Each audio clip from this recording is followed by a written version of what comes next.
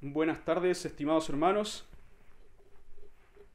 He aquí el primer video de una serie que vamos a realizar los padres de la Casa de Bogotá, del Instituto del Buen Pastor, para que ustedes vayan aprovechando este tiempo de aislamiento, de confinamiento, para que lo vayan aprovechando para su formación personal. El primer video me ha tocado a mí. Padre Suki ya pronto se va a atrever a grabar un video. Me dice que todavía no habla suficientemente bien español, así que por el momento él está atrás a las cámaras y les manda todos los saludos correspondientes. Saludos. Exactamente.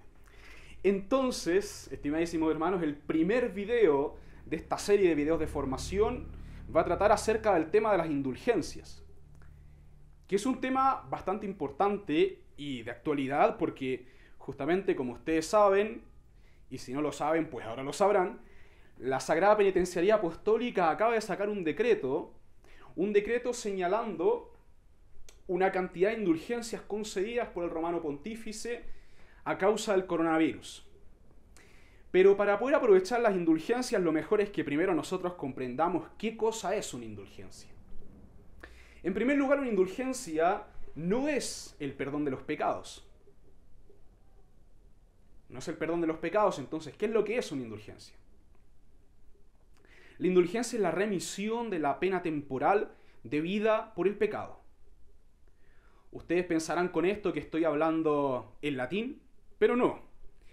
Vamos explicando parte por parte qué cosa sea una indulgencia y entonces nosotros vamos a poder entender realmente el alcance y el sentido de esta concesión de indulgencias que ha hecho el Romano Pontífice. Cuando nosotros cometemos un pecado, ese pecado tiene dos elementos. El primero es la aversión a Dios, o sea, nosotros le damos la espalda a Dios. Y el segundo elemento del pecado es la conversión desordenada hacia las criaturas. El primero, el elemento de la aversión a Dios, de darle la espalda a Dios, tiene como resultado una culpa que puede ser temporal o eterna, ¿no? En el caso del pecado mortal, la aversión a Dios tiene una culpa eterna, o sea, merece el infierno, merece una separación eterna de Dios. ¿Por qué? Por haberle dado la espalda a Dios. Tenemos ese primer elemento. Ese primer elemento queda totalmente perdonado con la absolución sacramental, ya que Jesucristo, nuestro Salvador, le dijo a sus apóstoles: a quienes ustedes les perdonen los pecados, les quedarán perdonados, y a quienes se los retengan, les quedarán retenidos. Entonces, cuando alguien, con el poder de la sucesión apostólica,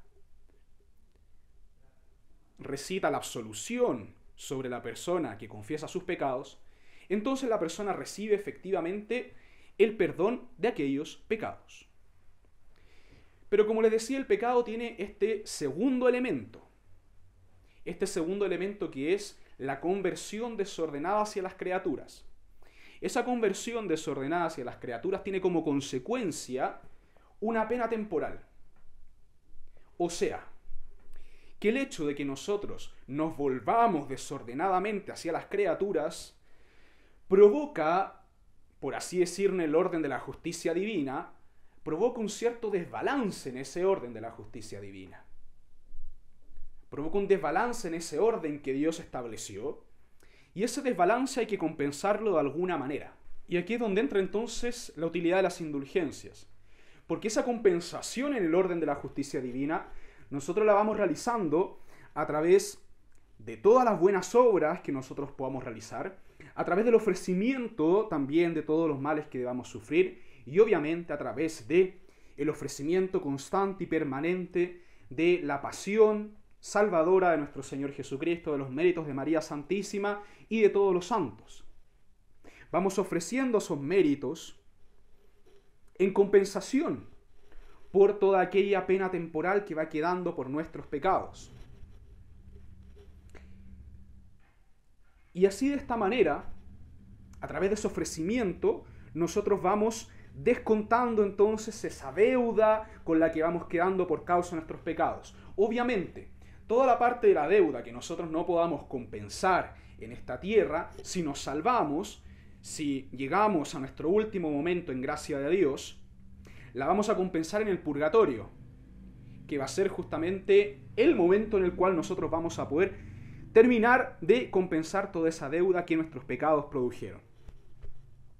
Pero ya desde esta tierra nosotros podemos aprovechar lo que son las indulgencias.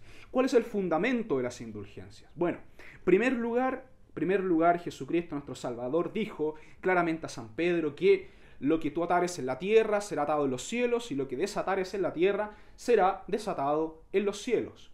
Y por eso es que el primer y principal distribuidor de las indulgencias es el romano pontífice, ¿no? Y los otros lo hacen, los arzobispos, obispos, vicarios apostólicos y demás, lo hacen con delegación del romano pontífice. Él es el encargado principal entonces de distribuir esas indulgencias en nombre de la Iglesia. Lo que tú atares en la tierra será desatado en los cielos. Pero también hay otro motivo, y es porque la Iglesia es el cuerpo místico de Cristo. Entonces, como es el cuerpo místico de nuestro Señor Jesucristo, entonces la Iglesia tiene también ese derecho de distribuir los méritos de Jesús, nuestro Salvador, y de aplicárselo a los distintos miembros del cuerpo místico.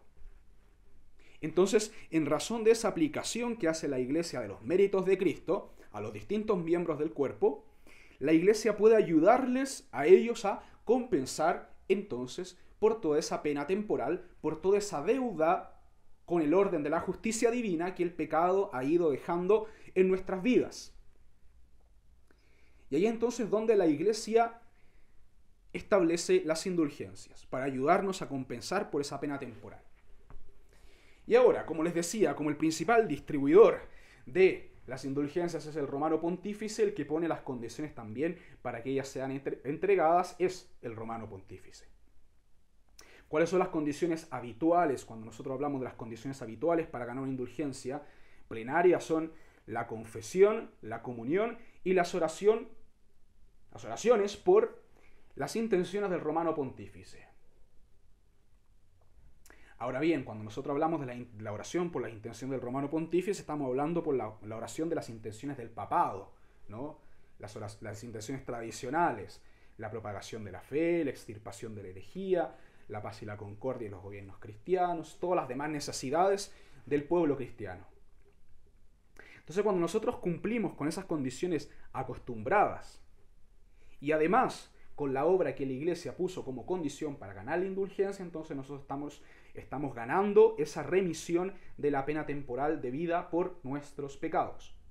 Así, lo que compensamos por medio de esta indulgencia no lo tendremos que compensar en la otra vida, en el purgatorio, o en esta vida a través de los distintos males y tribulaciones que pudieran venirnos y que tendríamos que ofrecer justamente en reparación por nuestros pecados.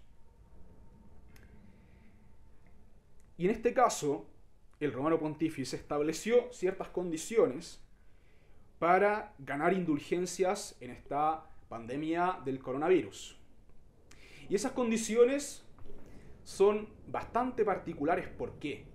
Porque son muy amplias. Son muy amplias. Son inusualmente amplias, sin dejar de estar profundamente enraizadas en la tradición de la Iglesia. Por ejemplo, la condición que decíamos de la confesión, la comunión y las oraciones por el romano pontífice queda suspendida, por así decirlo, hasta que la persona pueda cumplirlo buenamente. O sea, hasta que la persona le sea posible de cumplir con esa condición. Y sin embargo, la persona puede ganar la indulgencia. Esto es algo que ya se había hecho en la historia de la Iglesia.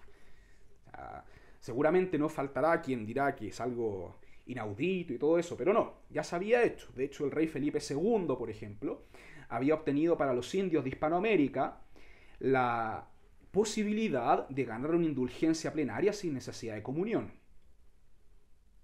Entonces, es algo que ya se había hecho. Entonces, en este caso, en razón, obviamente, de las circunstancias especiales que estamos viviendo, entonces el Santo Padre, de alguna manera, aligera esas condiciones y dice, bueno, confesión, comunión, oración por la intención del romano pontífice, solamente cuando a la persona le sea posible realizarlo. Y si no le es posible, pues la persona, en unión con nuestro Señor Jesucristo, ofrece sus dolores, ofrece sus dificultades producidas por la enfermedad y gana entonces la indulgencia plenaria. Para ser más precisos, el decreto dice: la indulgencia plenaria se otorga a los fieles afectados por el coronavirus, sometidos a cuarentena para la disposición de la autoridad de salud en hospitales o en sus propios hogares, sí, con un alma separada de cualquier afecto al pecado, que esa es otra de las condiciones para la indulgencia, se unen espiritualmente a través de los medios de comunicación para escuchar la Santa Misa. Nosotros estamos transmitiendo la Santa Misa, la recitación del Santo Rosario, la práctica piadosa del Vía Crucis u otras formas de devoción, o si al menos recitaran el credo, el Padre Nuestro y una invocación piadosa a la Santísima Virgen María. O sea, no es necesario tener internet. Pueden, si no tienen la posibilidad de acceder al internet o a la televisión para seguir la Santa Misa, el Rosario, el Vía Crucis, pueden al menos recitar el credo, el Padre Nuestro y una invocación a María, ofreciendo esta prueba en un espíritu de fe en Dios y caridad hacia nuestros hermanos, con la voluntad de cumplir las condiciones habituales, es decir, confesión sacramental, comunión eucarística y oración según las intenciones del Santo Padre, tan pronto como sea posible para ellos. Lo mismo se aplica entonces a trabajadores de la salud, miembros de la familia y aquellos que, siguiendo el ejemplo del buen samaritano, exponiéndose al riesgo de contagio, ayudan a los pacientes con coronavirus de acuerdo con las palabras del Divino Redentor: nadie tiene un amor más grande que el que da la vida por sus amigos. También la Penitenciaría Apostólica, en nombre del Romano Pontífice, otorga indulgencia plenaria en las mismas condiciones, o sea, reportando la confesión, comunión y oración por la intención del Romano Pontífice cuando sea posible, incluso aquellos fieles que ofrecen una visita al Santísimo Sacramento, la adoración eucarística o la lectura piadosa de las Sagradas Escrituras durante al menos la media hora, ya sea la recitación del Santo Rosario, o el ejercicio piadoso del Vía Crucis, o la recitación de la coronilla de la Divina Misericordia. Todo esto con el fin de implorar de Dios misericordioso el cese de la epidemia, el alivio para aquellos que están afligidos y la salvación eterna del alma de cuantos se ha llamado el Señor para sí mismos. Asimismo, la Iglesia concede a los fieles indulgencia plenaria en el momento de la muerte, siempre que esté debidamente dispuesto y habitualmente haya recitado al menos algunas oraciones durante su vida. En este caso, la Iglesia suple las 3 condiciones habituales requeridas. Para el logro de esta indulgencia se recomienda el uso del crucifijo. Ahí tenemos entonces estas condiciones que, como les decía, son muy amplias, muy amplias. La Iglesia realmente abre el tesoro de las indulgencias en este tiempo de pandemia para que los fieles puedan beneficiarse de esta redención de nuestro Salvador Jesucristo, para que los fieles puedan realmente orar unos por otros y entrar en este espíritu de la comunión de los santos. Ciertamente este tiempo de prueba ha servido para eso, para que muchas personas se den cuenta que incluso si ellos no pueden asistir físicamente a la Santa Misa, los sacerdotes están celebrando la misa por ellos. Incluso si ellos no pueden comulgar sacramentalmente, ellos pueden hacer la comunión espiritual, uniéndose con toda la Iglesia. ¿No? Ese misterio de la comunión de los santos tenemos que tenerlo presente ahora más que nunca. Somos, por la comunión de los santos, una sola Iglesia. Los fieles de la tierra, los del purgatorio y los del cielo formamos una única Iglesia de Jesucristo, un único cuerpo místico de Jesús nuestro Salvador. Y en ese único cuerpo místico de Jesús nuestro Salvador participamos todos de la misma vida. Participamos todos de la misma vida, de tal manera que una Santa Misa celebrada en Japón le aprovecha un fiel que vive en California. Una misa celebrada en la Patagonia la aprovecha un católico que vive en España. Sí, amadísimos hermanos, ese es el misterio de la comunión de los santos. Vivimos todos de la misma vida, vivimos todos la vida de Cristo y tenemos esa obligación de sentirnos unidos unos con otros y de orar los unos por los otros. Pidámosle al Señor esta gracia entonces de crecer en esa comprensión del misterio de la comunión de los santos y de aprovechar estas indulgencias que el Romano Pontífice en nombre de Jesucristo nos concede.